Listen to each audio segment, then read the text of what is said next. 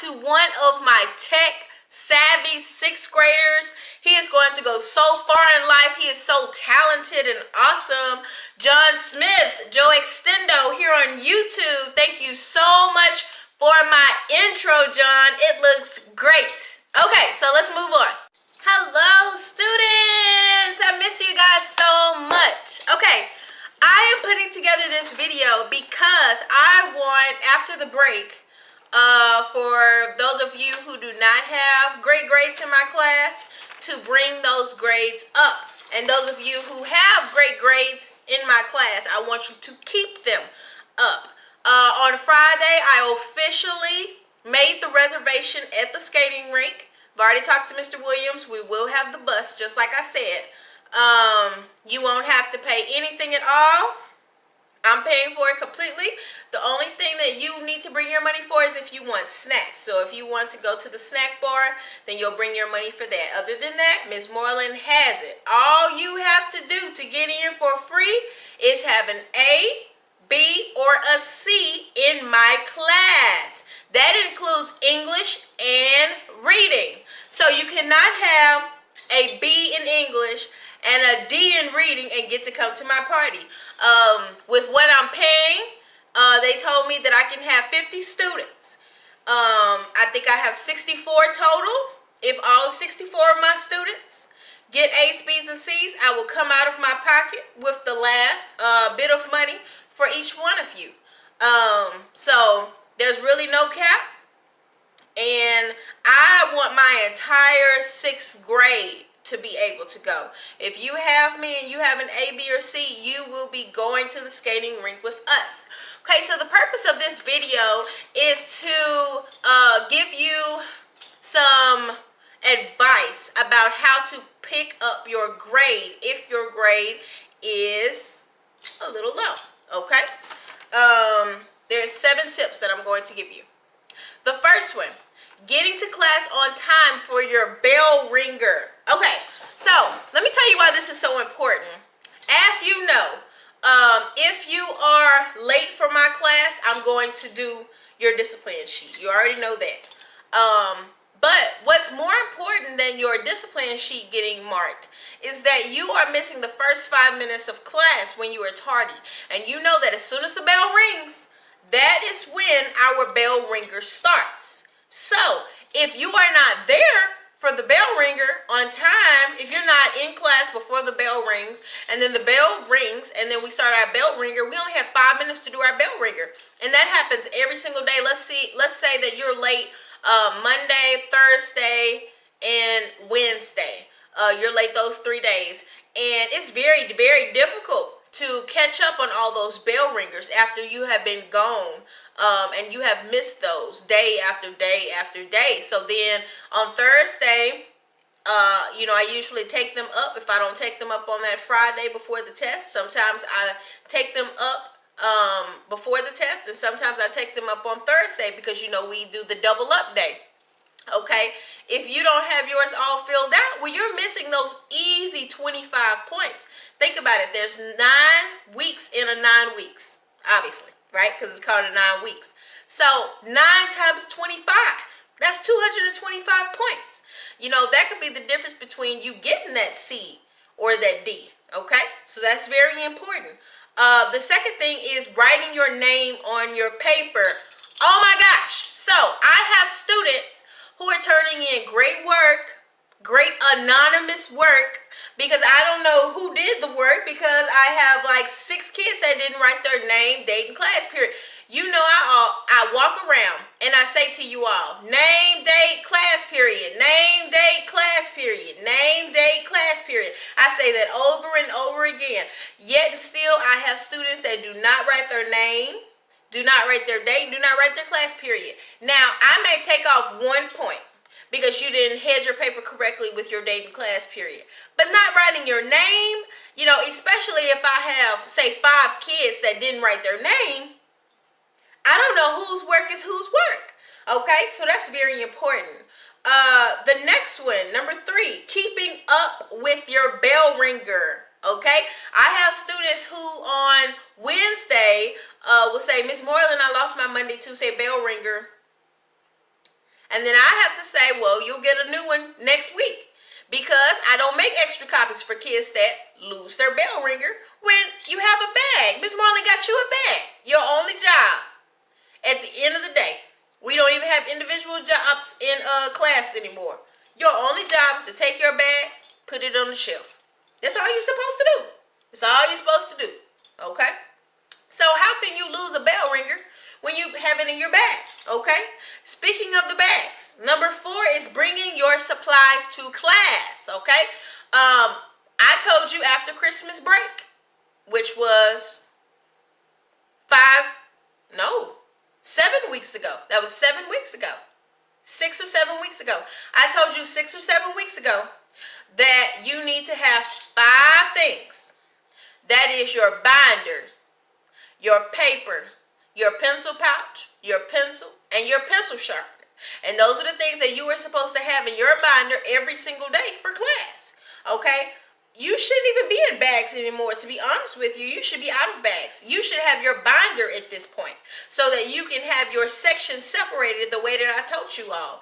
I told you that we would have bell ringer section, we would have English section, language section, graded work section. So we already went through that, and it's also in your syllabus. You should also have a section for your syllabus, which tells you what we are doing every single week. Okay? So it's very important to have your supplies for class. Number 5, improving your behavior, talking and playing. Okay, so as you know, if you are talking in my class without permission, I am going to mark your discipline sheet. If I mark your discipline sheet, then 1 or more privileges will be taken away from you. We already know that. But the other side of you having bad behavior in class is that you are off task. So if I give you 25 minutes to work with your partner, instead of you working with your partner for those 25 minutes, you waste time. You're constantly playing. I have to keep monitoring you. I have to keep reminding you that you're not doing what you're supposed to do. 25 minutes goes by very quickly, and then I take it up. And then it might have been a 40-point assignment. And then you might have gotten a 5 out of 40. It is very difficult to make up those points because, as you know, I give almost no bonus. Almost no bonus. So, it's very difficult to come up from a 5 out of 40 and a 10 out of 50 and grades like that. You know, if I'm giving you that much time and I'm telling you to work with your partner, take advantage of that time to do your work. And when you're done, don't put your head down. Look over your work. Review your work. You know, that's why you have a partner. You're supposed to be conversing. Okay? Staying focused. Some of you all are not disruptive at all. You're wonderful kids. Your problem is that you'll zone out. I'll catch you drawing when I didn't give you permission to draw. You will be doodling, just off task in general. And the problem with that is you're not disrupting anybody per se, but you could turn in more quality work. You know, these are my kids that really just throw things together. They just jot something down. They haven't capitalized their letters. Their periods and other punctuation marks are missing. They didn't make sure that they have subject-verb agreement. I mean, things that they know, you know. And it's because they just threw the paper together because they wanted to be done with the assignment and wanted to be done before everyone else so that they could have some me time. And I understand that personality type because I'm a person who enjoys peace and quiet. I'm a person who enjoys me time. I'm a person who enjoys doing what I like to do, so I can really relate to you.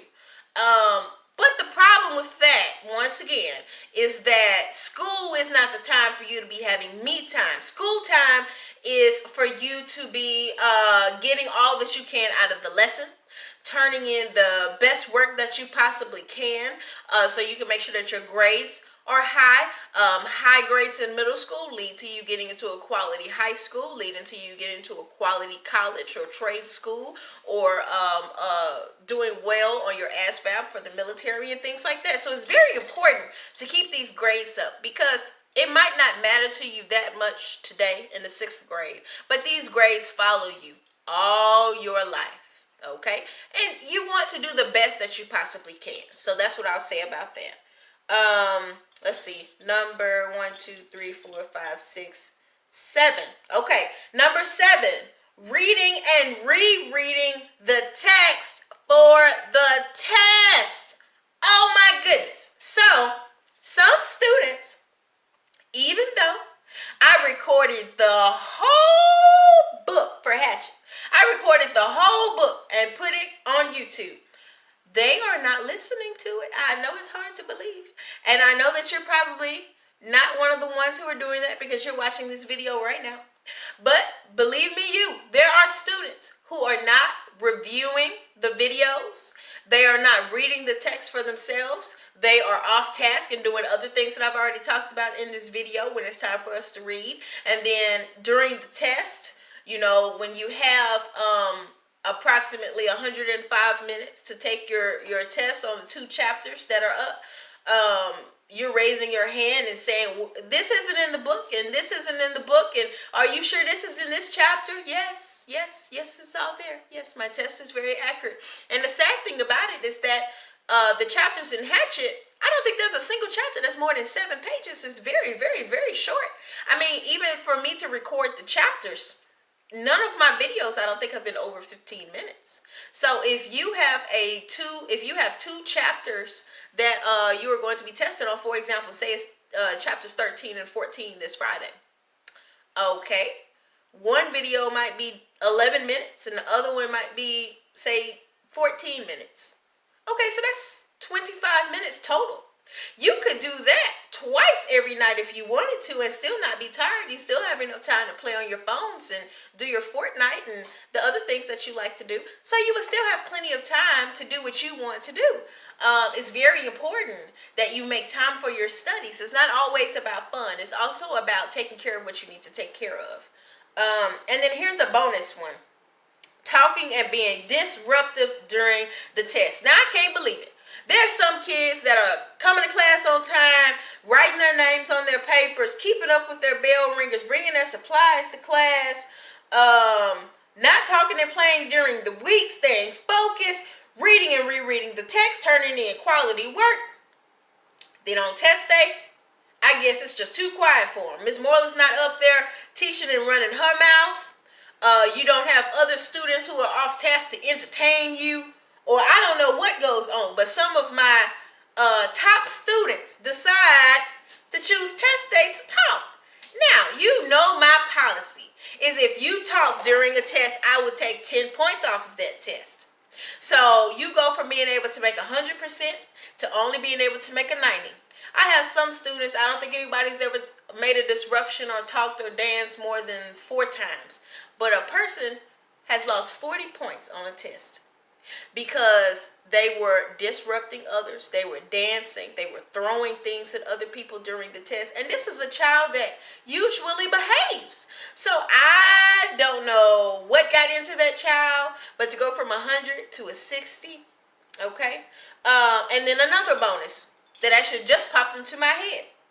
Not writing your page numbers. Now, these tests are open book. They are open book. Every last one of them are open book. So you know that part of the requirement to get full points is to write the page number. That's why it's so important to listen to me read, to read the text for yourself. You have to be able to find these answers when you take these tests, okay? You're not being tested on more than 12 pages out of the book at a time. So you should easily be able to find the page number for your answers, okay? So these are my tips. I planned on doing 7. I really did 9.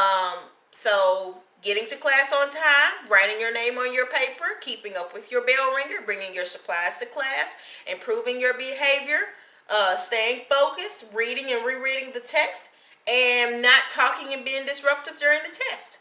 I really want you to come on the field trip.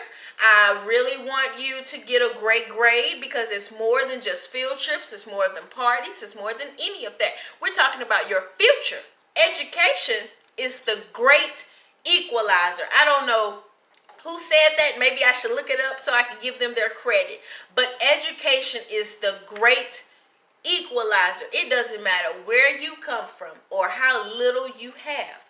It also doesn't matter where you come from or how much you have. Education will set everyone apart. Education will really separate the boys from the men, the girls from the women. You will live differently because of how well you do in school. It's so important, so important. So please, please, please come back to school with your head screwed tight, with your mind made up to succeed, because I'm looking forward to seeing an improved student if you're one of my students who can be doing better. And I'm looking forward to continuing to see my excelling students to continue to excel in class. So I am looking forward to seeing everybody. I miss everybody. So enjoy the rest of your break. I will see you on Thursday.